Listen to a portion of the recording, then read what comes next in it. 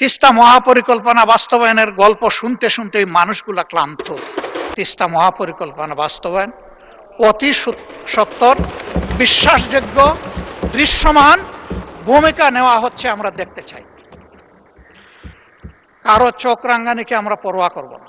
তিস্তা পারে যখন গিয়েছি, সে এলাকার 2 কোটি 2.5 কোটি মানুষের মধ্যে যাদের সাথে দেখা হয়েছে, আমরা এখানে যারা বসে আছি, মাশাআল্লাহ আমাদের চেহারা গালগুল সবই সুন্দর, নুরানি, কিন্তু ওই জায়গার মানুষগুলার দিকে তাকানো যায় না। তাদের হাড়ের ভিতরে চামড়া ঢুকে গেছে, জীবনের ঘানি টানতে টানতে তারা হয়রান হয়ে গিয়েছে।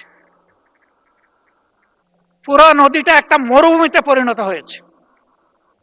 ভরাট হয়ে যাওয়ার কারণে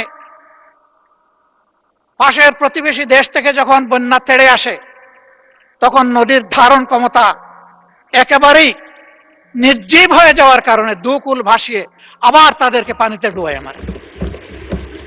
শীত মৌসুমে যখন সে ফসল ফলাবে, তখন তার চাহিদার পানি নাই। বর্ষায় যখন সে একটু আত্মরক্ষা করবে, তখন পানির তুড়ে ভেসে যায়। প্রতি বৎসর শত নয় হাজার হাজার ঘরবাড়ি বিলীন হয়ে যায় নদী তটে। এভাবেই তাদের জীবন চলছে। আমি ধন্যবাদ জানাই আসাদুল হাবিব দুলু সাহেবকে, সম্মানিত সংসদ সদস্য তিনি এবং মন্ত্রী। তিনি একটি আন্দোলন গড়ে তুলেছিলেন, জাগো বাহে।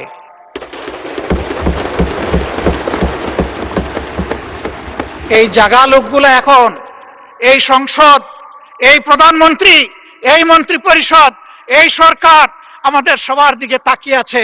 আমাদেরকে তো জাগিয়েছে তো ঠিকই, আমরা কিন্তু আমাদের দাবি এখন বাস্তবায়ন হচ্ছে দেখতে চাই। মাননীয় স্পিকার,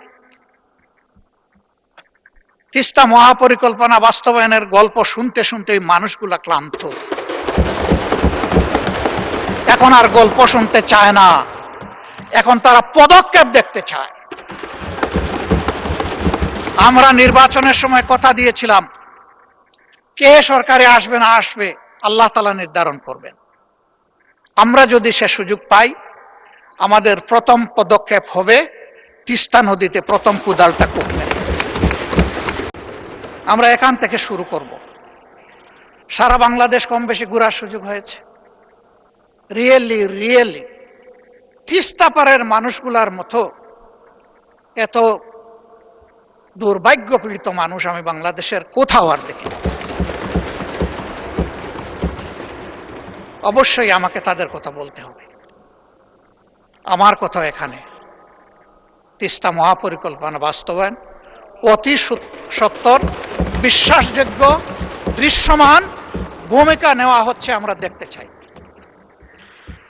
কারো চোখ রাঙ্গানিকে আমরা পরোয়া করব না। 20 কোটি মানুষের আলহামদুলিল্লাহ আল্লাহ তাআলা 40 কোটি হাত দিয়েছে। প্রত্যেকটি হাত সরকারের পাশে দাঁড়াবে, সরকার যদি সাহস করে এই পদক্ষেপ নেয়। আমি দাঁড়াবো, সবার আগে আমি দাঁড়াবো ইনশাআল্লাহ।